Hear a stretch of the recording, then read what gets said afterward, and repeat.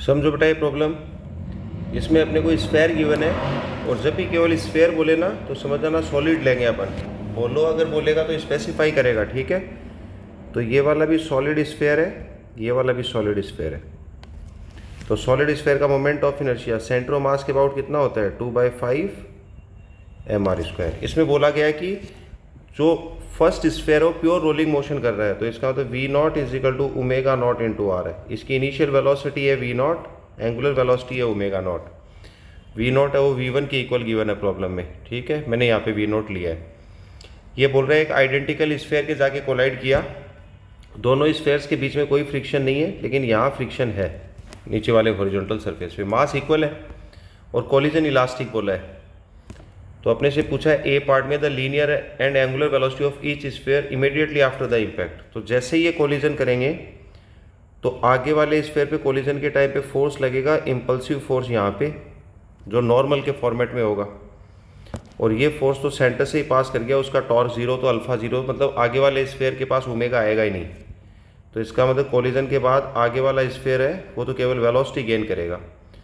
और same masses के बीच में हेड ऑन इलास्टिक कोलिजन है, तो अपन जानते हैं वेलोसिटीज इंटरचेंज हो जाएंगी।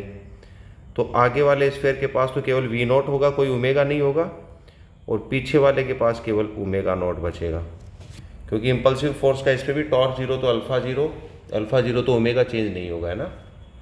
तो ये ज्योमेट्री आ गई कोलिजन के जस्ट बाद की। पहले वाले के पास तो ω0 बचेगा, दूसरे के पास V0 बचेगा, और ω0 है वो V0/r के इक्वल था ही इस वाले रिलेशन से जो ऊपर लिखा हुआ है, ठीक है। तो फर्स्ट पार्ट तो हो गया।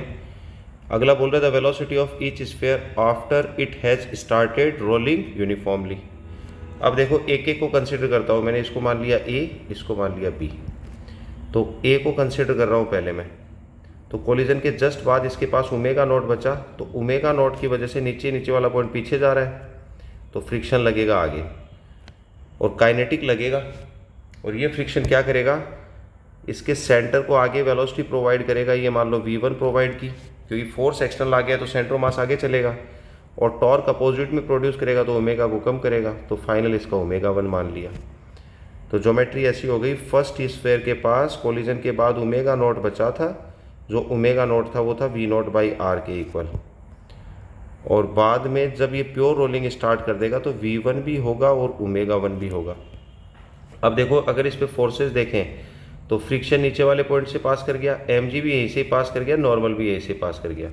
तो नीचे वाले पॉइंट के अबाउट टॉर्क 0, तो नीचे वाले पॉइंट के अबाउट एंगुलर मोमेंटम कंजर्व कर देंगे। Initial angular momentum = final. और एंगुलर मोमेंटम का फॉर्मूला अपन जानते हैं, ICM ω + m × VCM × r perpendicular. जितना इनिशियल का होगा उतना ही फाइनल होगा। ICM ω + m × VCM × r perpendicular. ICM कितना 2/5 mr²। इनिशियल ओमेगा कितना था V0/r, और इनिशियल VCM तो था ही नहीं, तो 0 फर्स्ट वाले के पास। तो बाद का कितना ICM 2/5 mr² इंटू ω1। तो जब प्योर रोलिंग स्टार्ट हो गई तो V1 = ω1 × r, तो ω1 आ गया V1/r, ठीक है। प्लस का m × VCM, VCM centre of mass की वेलोसिटी इसकी V1 है, और इस पॉइंट से परपेंडिकुलर डिस्टेंस r है। देखो क्या क्या कैंसिल आउट हो गया, एक r से ये r, इस r से ये r कॉमन आ गया, r से r कैंसिल आउट, m भी कैंसिल आउट हो गया। तो लेफ्ट साइड में बचा 2V0/5, राइट साइड में बचा 2/5 V1 प्लस का V1।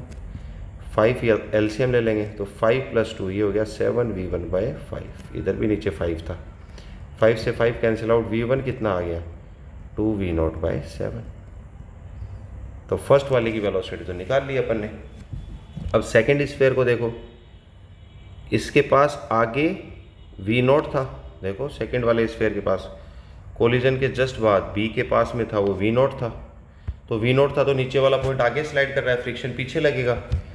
वो फ्रिक्शन क्या करेगा, एक तो V को कम करेगा, इसकी वेलोसिटी मान लो V2 हो गई, और ओमेगा को बढ़ाएगा, इसका ω2 मान लिया। जब प्योर रोलिंग स्टार्ट कर देगा तो V2 = ω2 × r। वापस नीचे वाले पॉइंट के अबाउट एंगुलर मोमेंटम कंजर्व कर दोगे, इनिशियल = फाइनल। एंगुलर मोमेंटम का फॉर्मूला वही अपने पास, ICM ω + m × VCM × r perpendicular. बाद का भी बेटा ICM ω plus m into V C M into r perpendicular. तो आई सी एम ओमेगा तो लिखने की ज़रूरत ही नहीं है क्योंकि इसके पास ओमेगा नहीं था। M into V C M है वी नॉट और नीचे वाले पॉइंट से परपेंडिकुलर डिस्टेंस है वो है आर इजिकल टू बाद का आई सी एम वो 2/5 है एम आर स्क्वायर और बाद के ओमेगा की जगह रख देंगे V2/R प्लस का m into V C M है V2 और परपेंडिकुलर डिस्टेंस नीचे वाले पॉइंट से R है।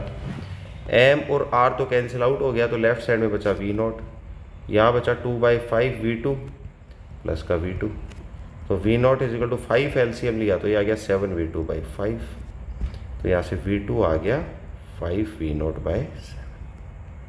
ठीक है। थर्ड पार्ट में क्या बोल रहे हैं कि स्पेशल केस डिस्कस करो जब म्यू के जीरो, जब फ्रिक्शन ही नहीं हो।